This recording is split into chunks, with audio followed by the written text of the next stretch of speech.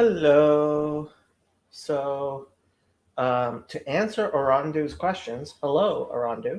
Um, what I am doing with the Fountain of Comfort channel, which includes Fountain of Comfort has its own Twitter now, is trying to create something separate, which I will in fact be contributing to, but not only me will be contributing to.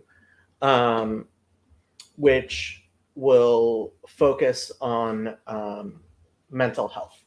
And um, hopefully, everything that will be on this channel will be hosted by um, at least counseling students. Hopefully, one day, um, I'm going to graduate, and the other counseling students now will be graduating. Um, and possibly we will have professionals getting involved.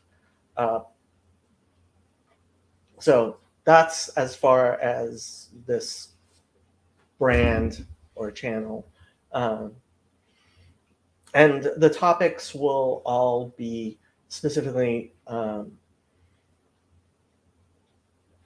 related to mental health and the professional practice of mental health.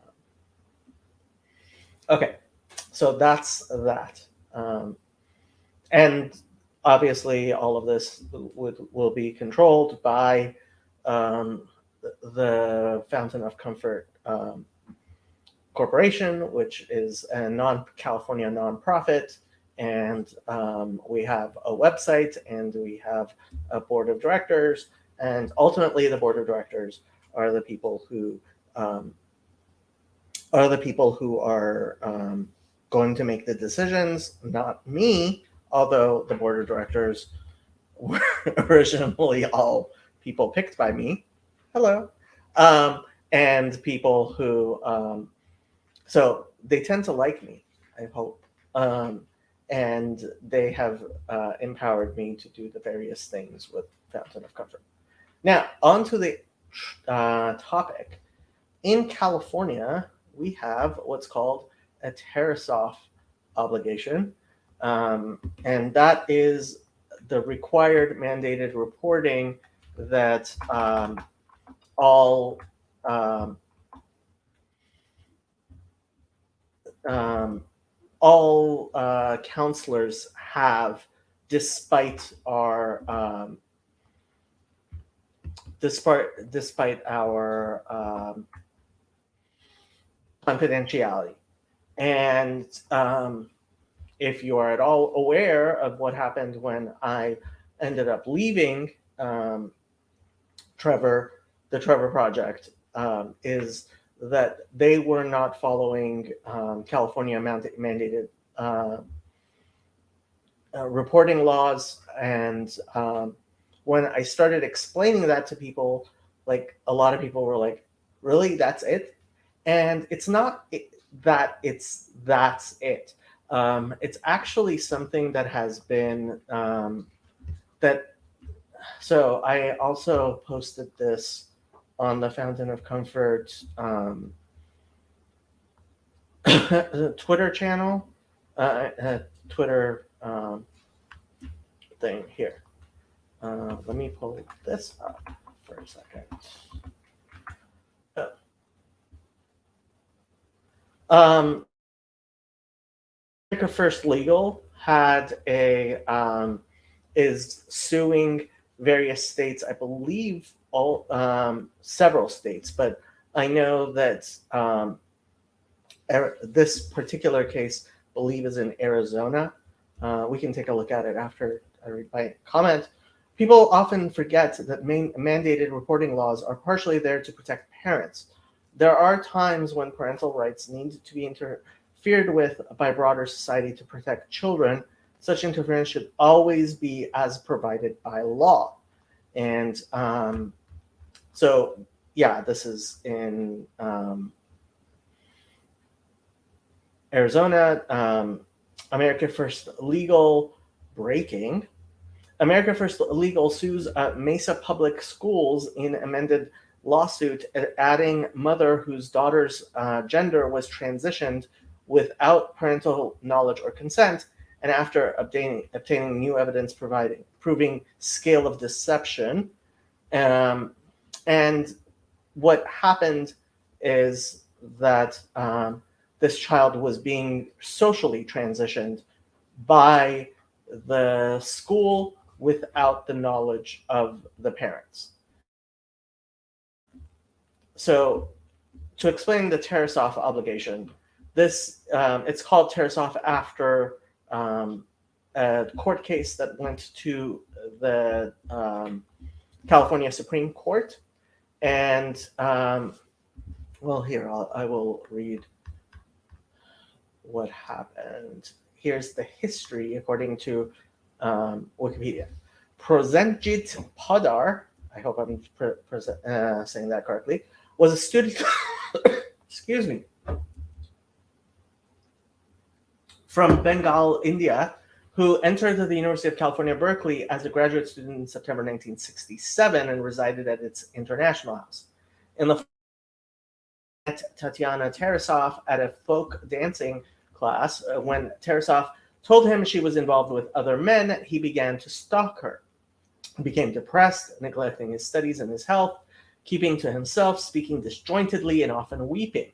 He had occasional meetings with Tarasov and secretly tape recorded their conversations in an attempt to discover why she did not love him.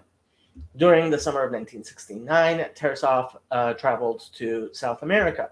Podar began to improve and entered therapy with Lawrence Moore, a psychologist at the Student Health Center, health service at Cowell Memorial Hospital in 1969. Podar confided to Moore his intent to kill Tarasov. Moore wrote to the campus police saying that Podar was suffering from acute and severe paranoid schizophrenia and recommending that Podar be civilly committed as dangerous. Podar was detained but shortly released as he appeared rational. Moore's supervisor, Harvey Powelson, then ordered that Podar not be subjected to further detention. Neither Tarasov nor her parents received any warning. In October, after Tarasov had returned, Podar stopped seeing Moore. Podar then befriended Tarasov's brother and moved in with him. Several weeks later, on October 27, 1969, Podar carried out the plan he had confided to Moore, stabbing and killing Tarasov. Tarasov's parents sued Moore and various other employees of the university. Podar was convicted of second-degree murder, but the conviction was overturned on the grounds that the jury had been inadequately instructed, and Podar was released on the condition that he returned to India. And here I'll read the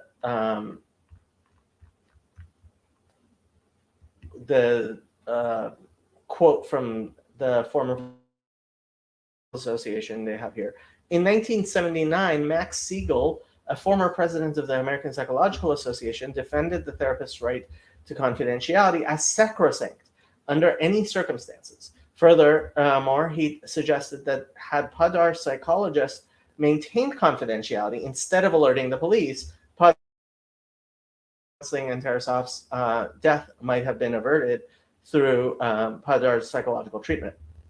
Now, I have to say that the dating of this stuff is not random. I mean, this is 1976. We have been going through deinstitutionalization, where we are protecting the rights of mental health patients a lot more than we used to, which is a good thing, but it can also be a problem. And the fact is that the duty of mandated reporting is something that has been more and more widely accepted. I think they mentioned how many states. As of 2012, a duty to warn or protect is mandated and codified in legislative statute of 23 states, while the duty is not codified in a statute, but is present in the common law supported by precedent in 10 states. 11 states have a permissive duty, meaning that the counselors can, and 6 states are described as having no statutes or case law offering guidance. As far as I know, a lot. I mean, certainly the schools here in California talk about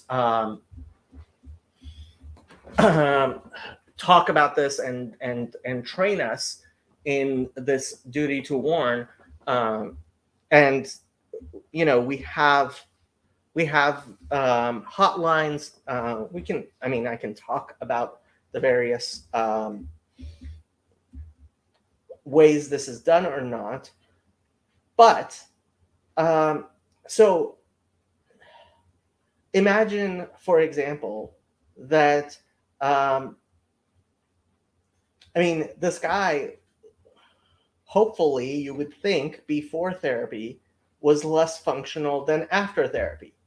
And if the therapy makes you more functional and allows you to then be able to pull off something like a murder, that's a problem, right? Similarly, I mean, when you talk about, for example, children, and there's the there's a fear that that child is being abused, right? At what stage do you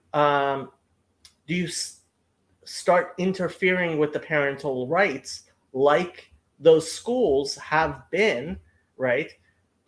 Interfering with parental rights in transitioning that child, right? When do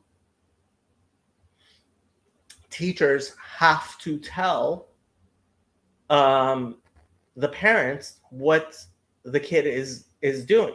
Now, obviously, if the kid was doing something that the teachers felt was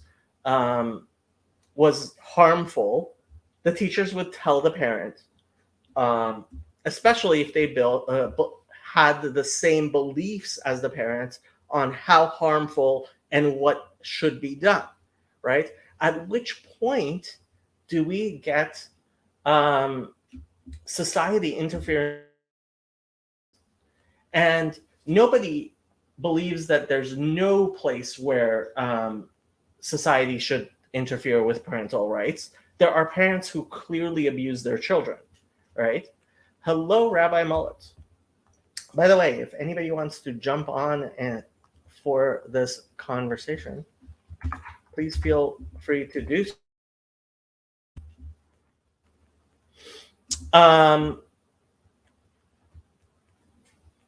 But so where exactly is that line? And when you have mandate, right, that's therapy from becoming either a conspiracy against parents, or even a conspiracy against victims, right? Like, what's your duty when you're helping someone become more functional who you wouldn't want to be functional? Hello, board member Trey Braswell. Hello. How was work? It was good. I listened to Kanye's new album. So very nice. So what made you laugh about duty? Ha ha ha. And what did you want to talk about regarding mandated reporting? Oh, Nacho Libre, priestly duties. Oh, I see. Yes, I mean, so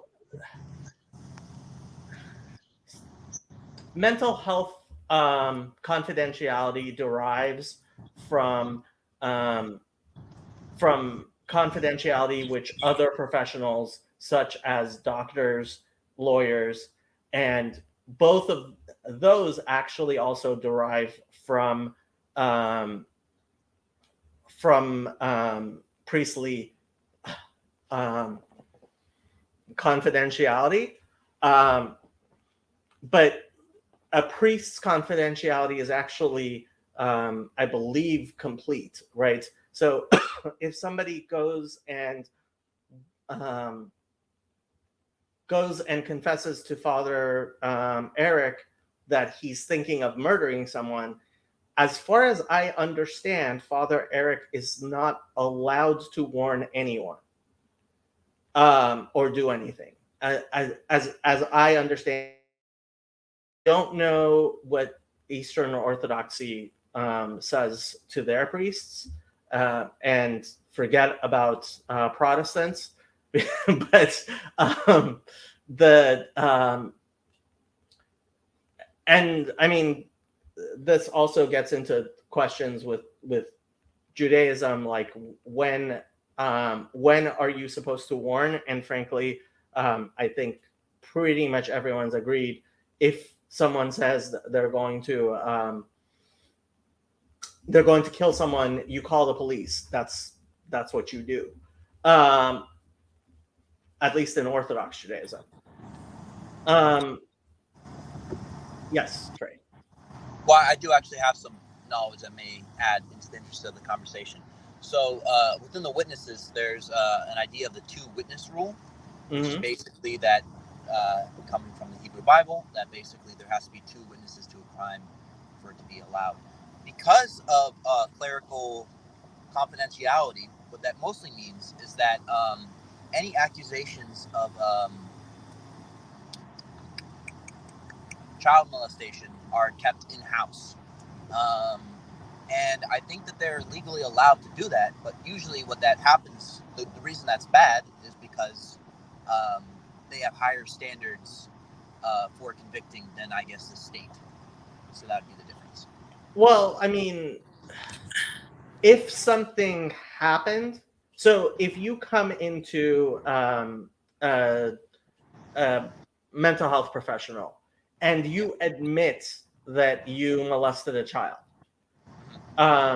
the only time the mental health professional is obligated to do any sort of an is if they have a reasonable suspicion that you are currently abusing an identifiable victim.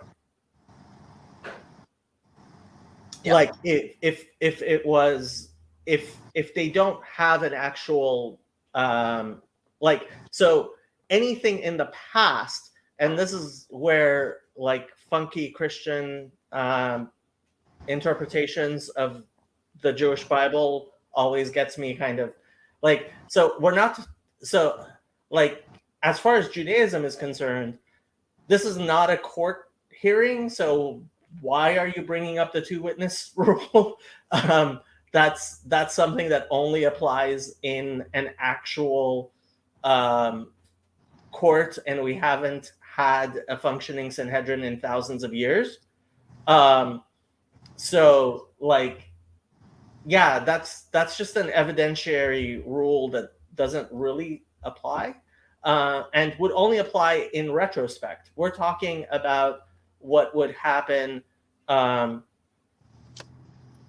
We're talking about what would happen if, if you're in counseling with someone and that person tells you something that you have to then let the reporters.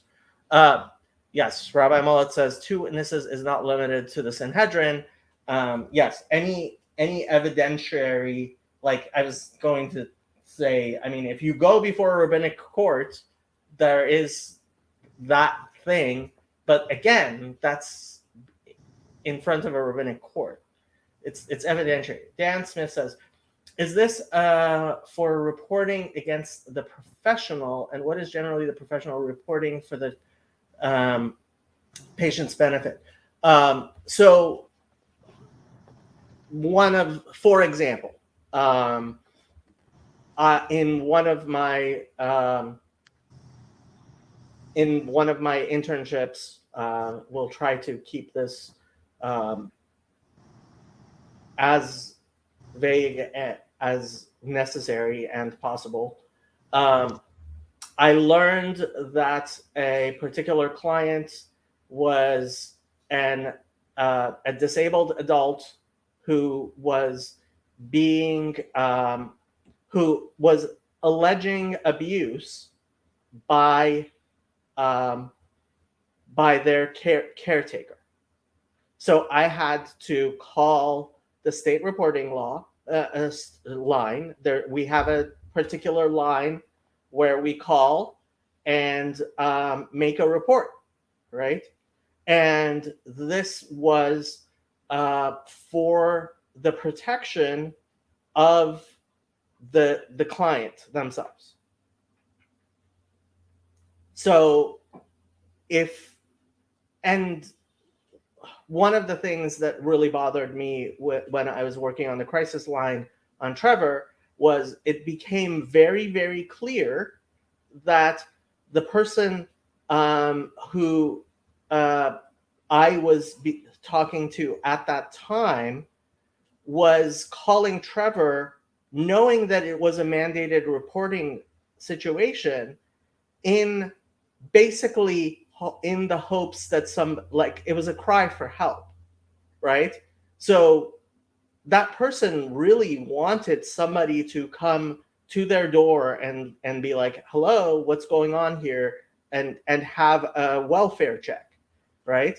And people ask for help the best way they can, oftentimes not knowing where to find help, right? So mandated reporting, I mean, I am not aware that any place that has had mandated reporting has in any way, I'm not aware of negative results.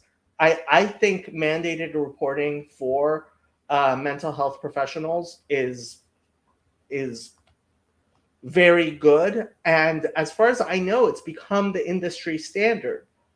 Partially because, especially with mental health, you oftentimes have somebody who is telling you these things because they want you in an official capacity to do something, right? And get something done and change the situation if it's something that is serious enough, right? And oftentimes these are people who cannot or will not assert themselves.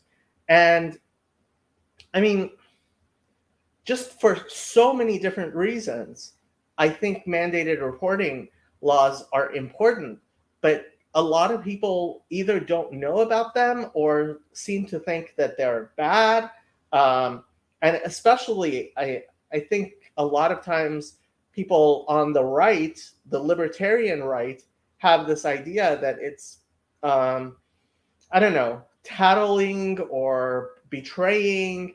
And frankly, one of the things that I could see was happening at Trevor and has increasingly been happening in organizations on the radical left is they've been, ACAB, all cops are bastards, and you should never report, you should never get law enforcement involved, et cetera, et cetera, et cetera. And it's just harmful in so many ways.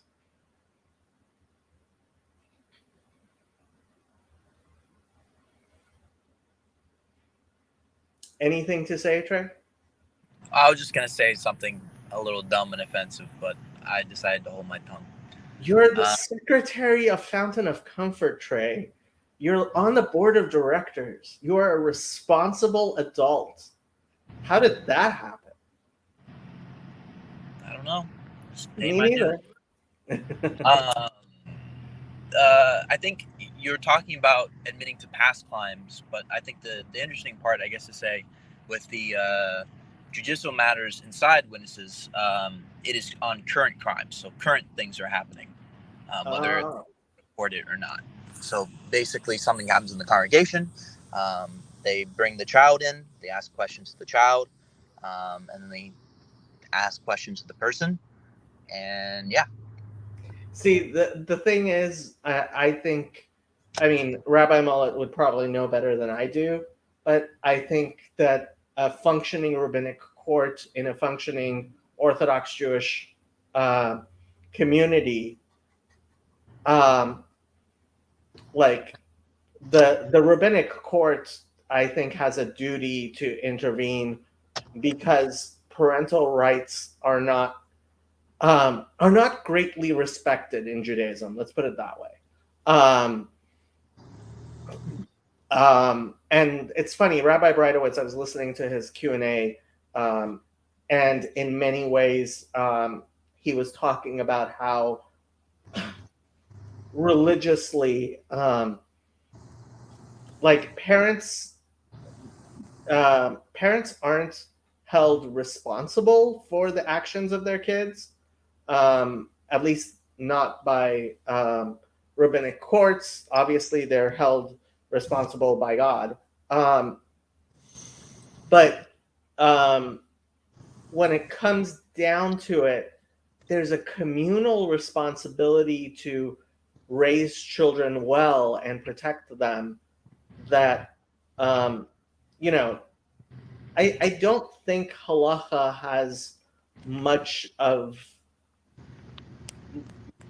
respect for the I mean, obviously it would have to be a Jewish child in a Jewish community, but yeah, parental and especially, I mean, in halacha, children become adults pretty quickly, 12 for girls, 13 for boys. So, yeah. I mean, yeah. So what are your issues with reporting? Because it seems like pretty much open and closed case. Like, would you like there to be more reporting, less reporting? I definitely, well, I think California's reporting laws are actually pretty good. I don't have any particular ways that I would change California's reporting laws, except maybe how those reports are treated.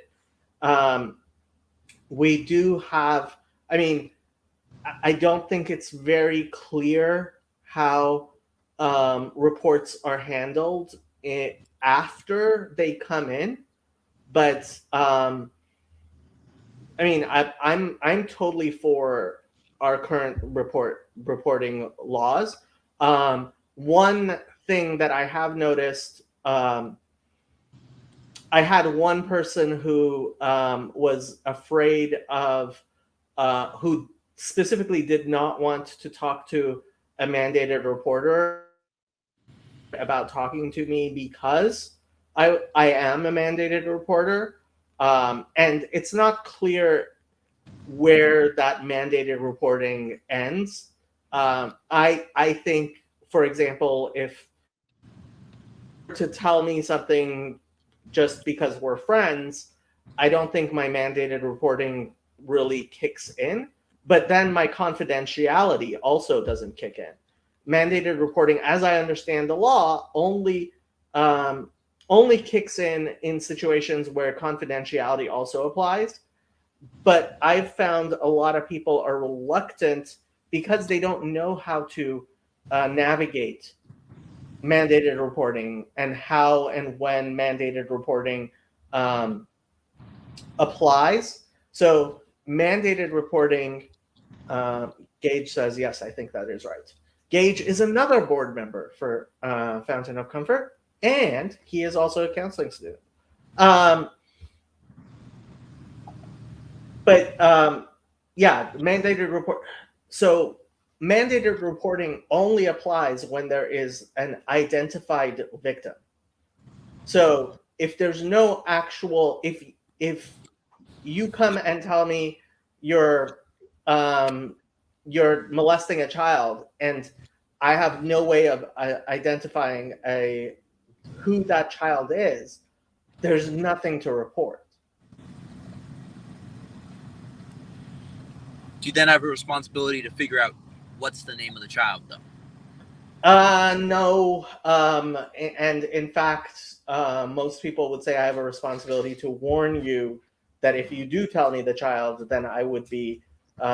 So that's one of the things that sometimes gets weird, is when you stop somebody, which you do, in fact, stop someone when they're about to tell you something that you're going to have to report, and warn them that you are going to have to report if they tell you. So another situation I had was somebody was calling because they were aware of a parent who had confessed to them that that they're physically abusing their child, right? And this friend wanted to get help for their friend who had confessed to them.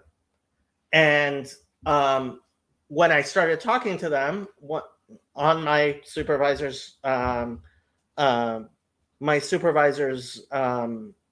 instruction, and this is the correct thing to do, I started with, I have to warn you, I am a mandated reporter. If you tell me who this person or the child is, I am going to have to call the police, right? Well, not the police, Child Protective Services. But when I and I explained to them that if they go to any mental health provider in the state of California, that is the case. There's mandated reporting laws, and so they can't in any way get therapy for this parent without Child Protective Services, or here in California, it's called Department of Child and Family Services, DCFS, getting involved. But when there's a few reasons why you do that. One, you do want to give you do want the person to understand that, yes, I am here to protect you. I am here on your side as much as I can be, and I am not going to betray your confidence except when absolutely necessary, et cetera, et cetera, et cetera. But you're also giving that person an opportunity to actually be like, oh, well, here you go. Go ahead and report it, right? And I would say you would be surprised how often the person is talking to you because they, in fact, want you to report the information.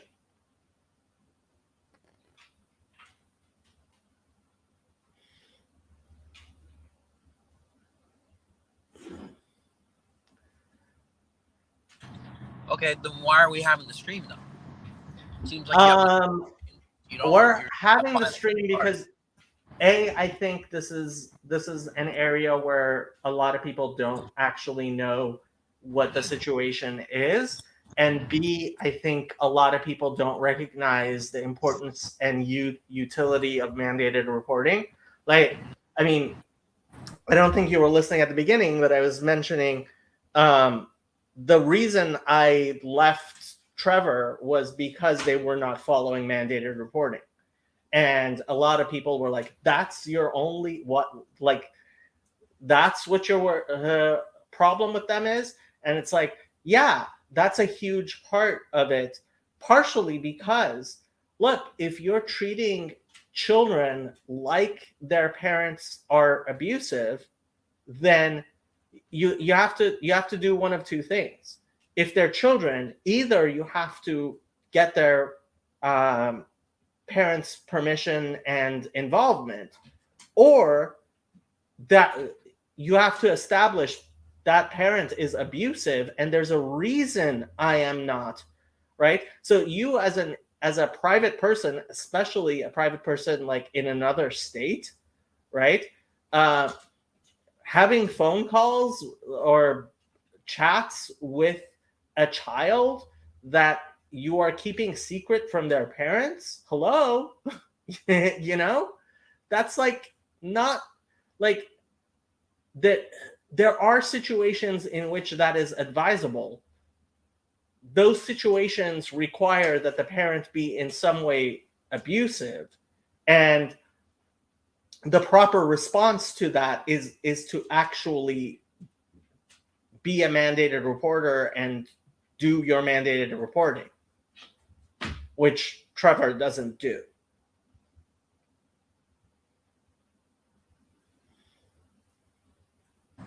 Yeah, I do think that,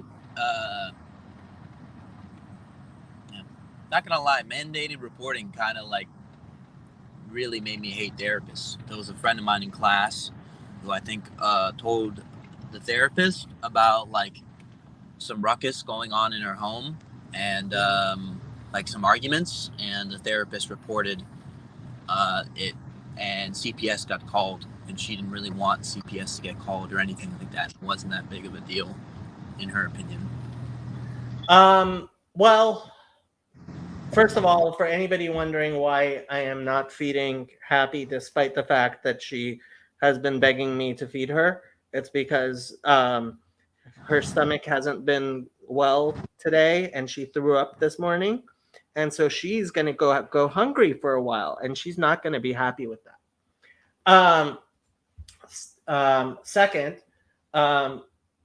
so this is part of the problem. Part of the problem is CPS, Child Protective Services, or actually in California it's DCFS, Department of Child and Family Services, is not well run. That's a huge problem. And it's underfunded. It's I think it's very well run at all. And parents don't know how to deal with DCFS well, unfortunately. And DCFS oftentimes gets weaponized, especially in the family courts. So that's definitely a problem, but that's a problem with what happens with the report afterwards, as opposed to the fact that reporting has to be done by teachers and mental health professionals. And look, whether or not what's going on in that child's home is not for that child to determine, right? It's a child, right? It's so having, hello, Garth, having a competent welfare check by a competent social worker at DCFS, I'm all for. If the social worker is actually competent. Unfortunately, what I have to say is social workers, I am not at all confident that DCFS only employs as social workers people who actually have even a bachelor's of social work, much less a master's of social work, and certainly they don't tend to be licensed clinical social workers. In fact, I know a lot of them are not licensed clinical social workers. Bill, who comes on the channel every once in a while, he works either for the city or county, and as a social worker, he has had training, but he's not a clinical social worker. And I know many such cases of people working, and they're not even MFTs, and so are we properly funding our child protective services? Not even close. And that's in California. I shudder to think how these things are funded in other states. In California, where supposedly we actually um, we actually care and are spending lots of money on social services, these things are not well funded. And frankly, I'm not sure the government does a good job with providing this stuff. Yeah. Just checking that Happy's not eating Shadow. Well, I hope Happy feels better. Thank you. I guess that's informative. So, do you think in that scenario, if the child confesses something, does the therapist then say, "I'm going to report that if you continue"? Okay, so child therapy is very different from adult therapy. I and frankly, I myself have not done any child therapy. Gage has done more than I have. Gage has done some as opposed to me. I mean, it also depends how old the child is, right? You don't treat a 12 or 14 or 16-year-old child the same way you do a 4, 6, or 8-year-old child, obviously, right? And depending on the level of sophistication of the child. But the younger the child is, the less I would say you make any sort of warnings. Yeah.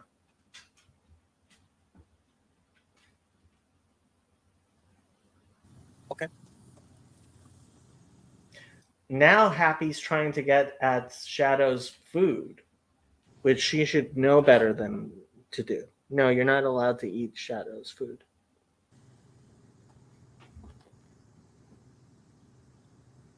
I know you're hungry.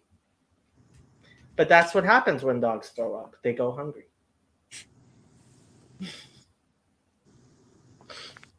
What's so funny?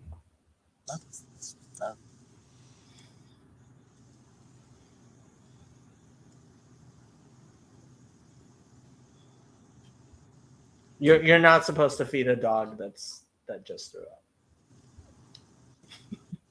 Yeah, no, that's smart. Not disagreeing with that. Okay, so was there more Fountain of Comfort things we wanted to talk about? You tell me. I think I covered pretty much everything. I don't know if anybody has anything in the comments.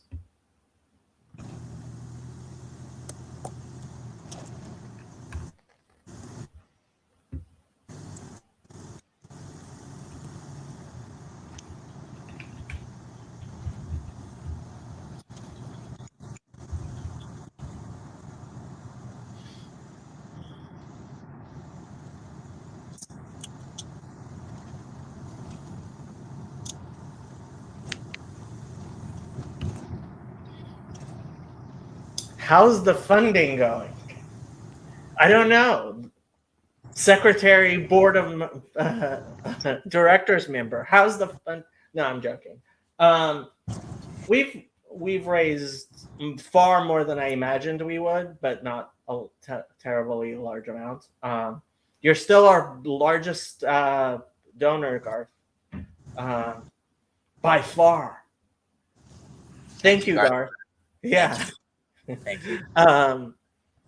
I mean, we haven't officially started like really trying to raise funds that much because frankly a lot of the people I've talked to were like, well, what are you actually doing? I want to see you do some stuff. And my thinking was if the channel starts actually having content and people start talking about the content and liking the content, I have been trying to get the other counseling students who are somewhat involved in this stuff to get involved, but yeah, we'll see how that goes.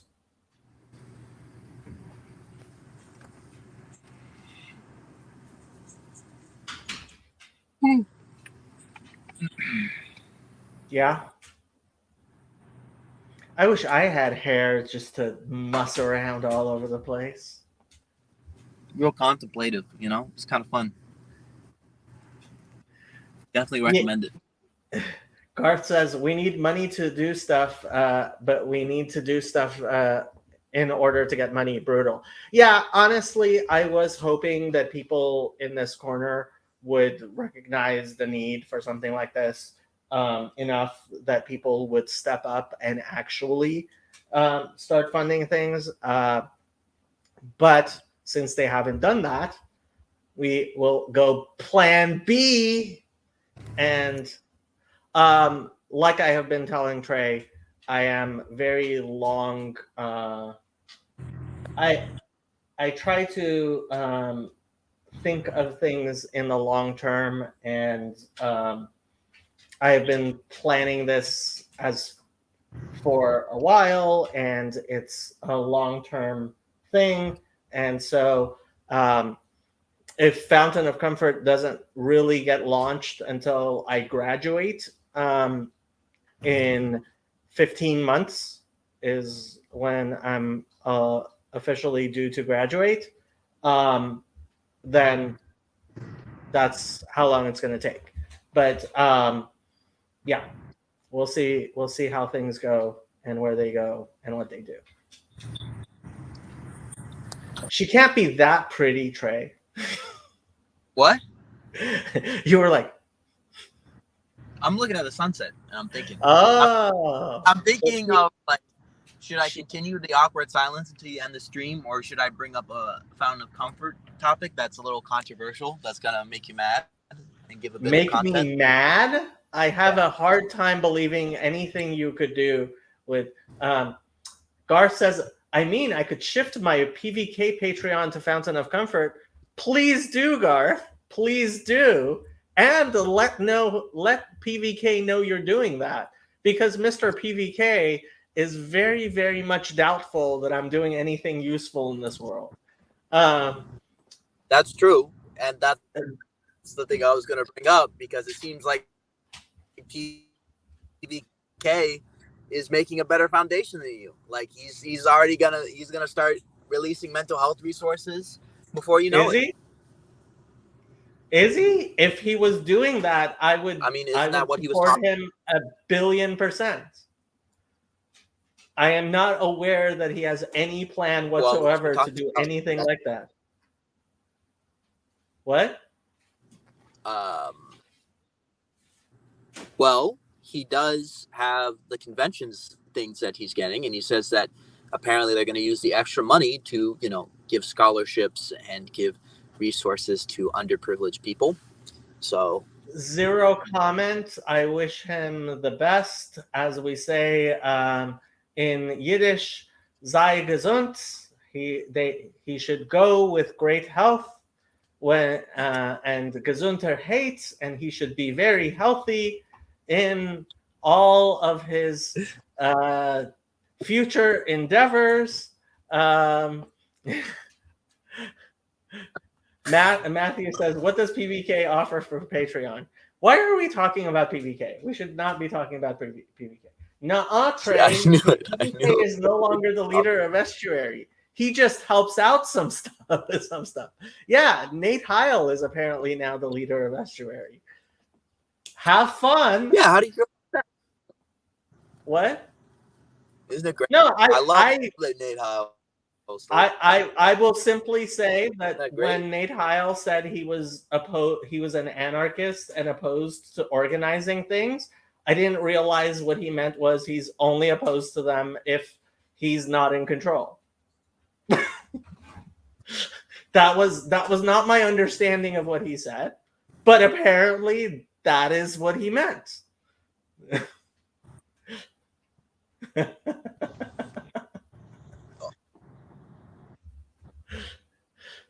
Anyway, Fountain of Comfort was never meant in any way to compete with anything that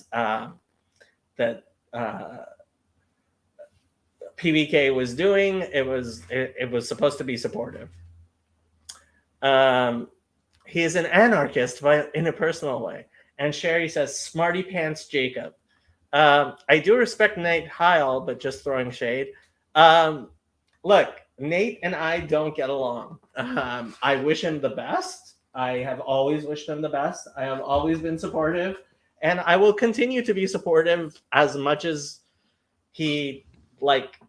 If he were to call me and say, "Hey, Jacob, you've actually been a professional organizer," which I have. Why could you give me some help? I would help as much as I can. Just to make that clear. At the same time, it was just a little absurd to me that Mr. I'm opposed to organizations and organizations ruin everything isn't opposed to organizations if he's running them. So Sherry says, "I just tuned in when he said that and it made me lol. It's not untrue. Jacob is as sharp as attack." Okay. Back to actual productive things. I did not mean to get into this, but Trey is a troublemaker. Those gingers. It's the ginger. It's always the ginger. It's always the ginger.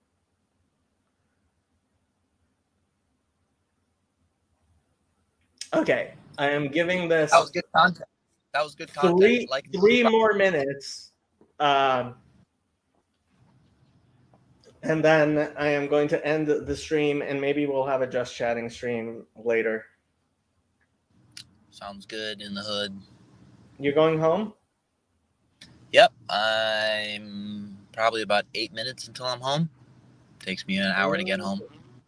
Takes you an hour to get home? Yeah, I need to fix the commute. Either got to move closer or move. Yeah. Your parents do live far. They don't live that far, but it's hard to get to where they are. Yeah, it's also super trafficy. Everyone wants to, go north and everything. But at least you get to watch the pretty sunset on your drive home. Oh, yeah. Going down just right now. So, one of my favorite things in the world is that commercial. I don't know if you've seen it's a Lifesavers commercial, and there's a father and kid watching the sunset. Mm-hmm. And as the sun sets, the father says, "Going, going, going, gone." And the little kid says to his dad, "Do it again, Dad." Good joke. Good. Oh, do you know there's a Chabad next to my house? Chabad in Malibu? Yeah. No? No, Chabad in Malibu. I think it's Chabad of that place where you are. Yes. That makes sense.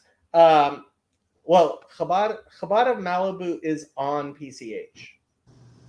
Yeah, but I guess yeah. It wouldn't be exactly where you are.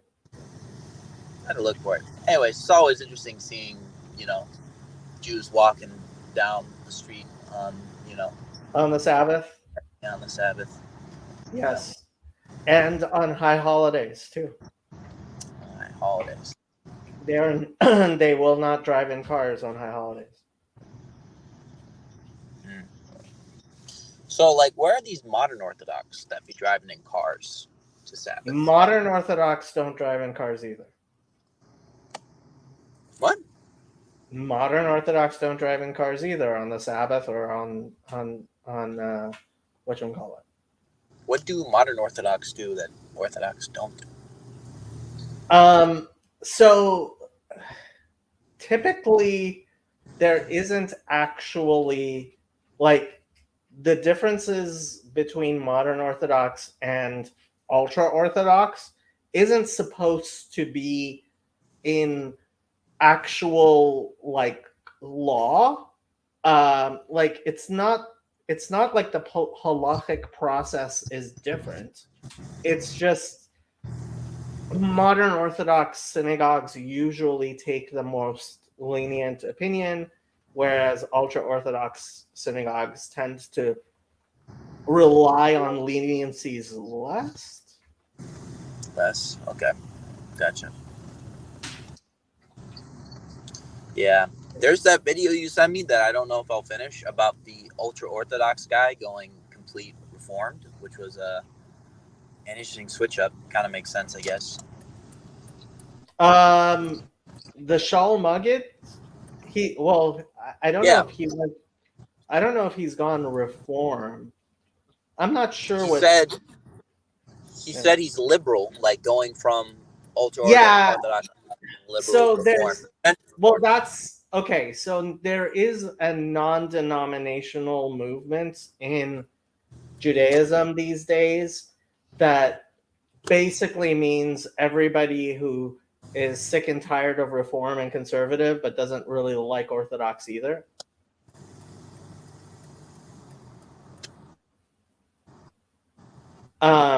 And yeah, it's been weird, and it is taking off. So Shira actually got her ordination from a non-denominational